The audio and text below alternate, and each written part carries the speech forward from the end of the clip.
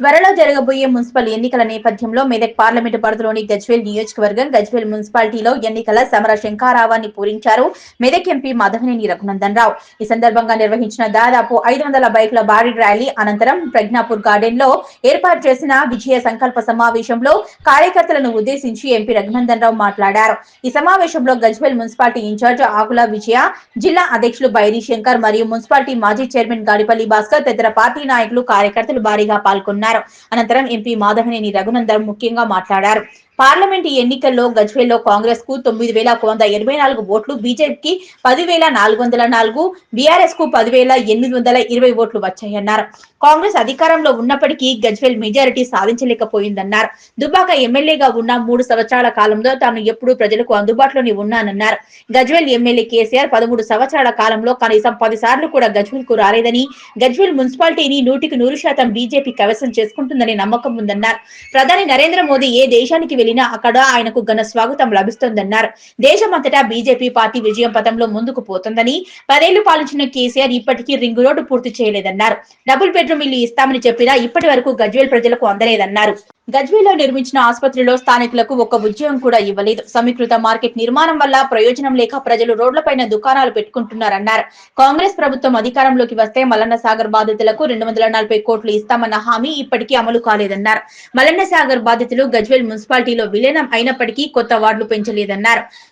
భారతదేశం ప్రపంచానికి విశ్వగురువుగా ఎదగాలనే లక్ష్యంతో ప్రధాని మోదీ పనిచేస్తున్నారని వ్యాఖ్యానించారు.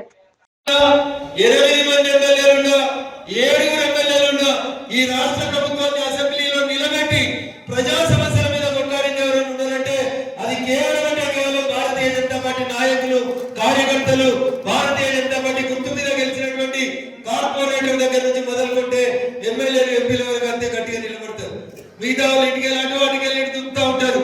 కానీ ఒక్కవారి ధైర్యంతో ఒక్కరు గెలిచిన చివరి దాకా నిలబడి కలబడి కొట్లాడేది భారతీయ జనతా పార్టీ కార్యకర్తలు అంతే, ఇంకొకటి కాదు.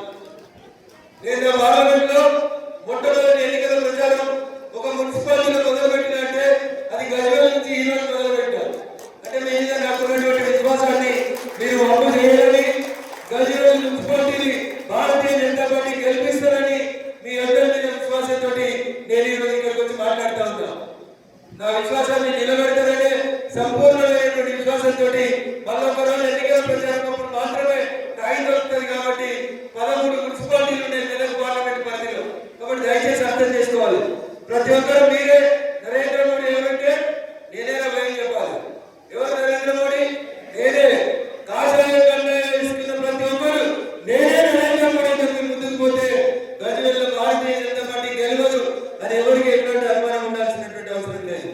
గెలిచేది మనమే, మున్సిపల్ చైర్మన్ అయ్యేది మనమే, రేపు గజ్వేల్ రింగ్ రోడ్డు పూర్తి చేసేది మనమే, గజ్వేల్ ఇంకా 4 రైలు నచ్చేది మనమే, గజ్వేల్లో ఉన్నటువంటి ప్రతి ఇల్లు లేని వ్యక్తికి 2 BHK కట్టించేది మనమే.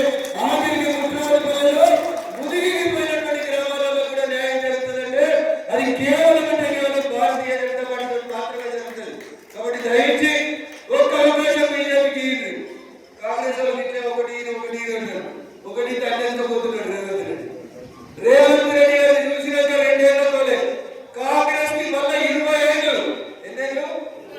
మళ్ళీ 20 ఏళ్ళ నాకు ఎవ్వరు చేయి గుర్తు మీద వాళ్ళు పెట్టిన సార్లు నెత్తి మీద చేయవరు పెట్టలేదు.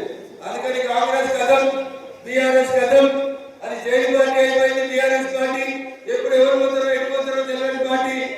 అందుకని మీరు ఒకసారి ఆలోచించేది.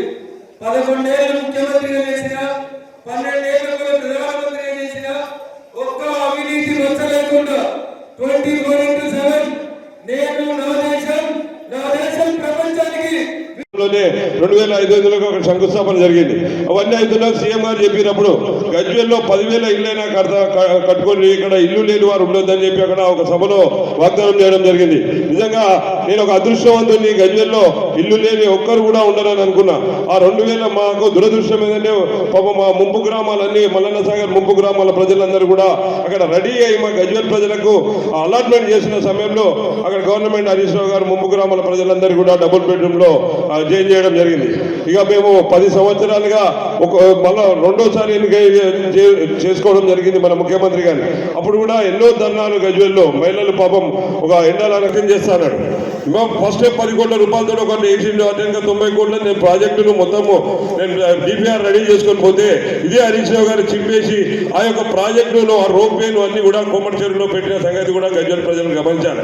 తీరేని అన్యాయం జరిగింది. అందుకుంటే మా కౌన్సిల్ సభ్యులందరం కూడా గజ్వేల్ ప్రజలకు అన్యాయం జరుగుతుందని చెప్పి ఈటెల రాజేందర్ గారి దగ్గరికి వెళ్ళి ఇలా తగిన బుద్ధి చెప్తామని చెప్పి గజ్వేల్ శాసనసభకు బీజేపీ పార్టీలో చేరి ఈటెల రాజేందర్ గారి గజ్వేల్లో ఒక నెల వ్యవధిలోనే 66,000 ఓట్ల మిమ్మల్ని రావడం జరిగింది. వ్యవధి లేకుంటే కంపల్సరీగా సీఎం ను ఓడగొట్టే పరిస్థితి ఉండే ప్రజలందరికీ తెలుసు.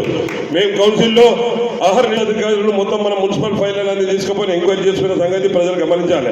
ఇలా గజ్వేల్ కు మన హరీష్ రావు గారు మన గజ్వేల్ ను మొత్తం డెవలప్మెంట్ లేకుండా చేసిన సంగతి ప్రజలు గ్రహించాలి. ప్రజలు ఇప్పుడు ఆసనమైంది వీళ్ళ ఎప్పుడు మున్సిపల్ ఎన్నికలు వస్తే అప్పుడు బీఆర్ఎస్ గజ్వేల్ చైతన్య గడ్డ అని కూడా ఒక్కసారి గమనించాలి. ఎందుకంటే ఉద్యోగం కట్టుబడుతున్నాడని. ఇప్పుడు కూడా ఖబర్దార్ మీరు అనుకుంటున్నారు అక్కడ వస్తాడు ఆ పార్టీని ఖతం చేస్తాడు. తెలుగుదేశంలో మొత్తం ఖతం చేసిండు. అలా 84 కేసులు పెట్టాం. అటెన్గా పంచకుండా టీఆర్ఎస్ లో వచ్చి మళ్ళీ ఇలా జరిగిన ఇలా మొత్తం ఇప్పుడు పాత 2001 నుంచి వచ్చిన కార్యకర్తల గోసాలకు జరుగుతుంది.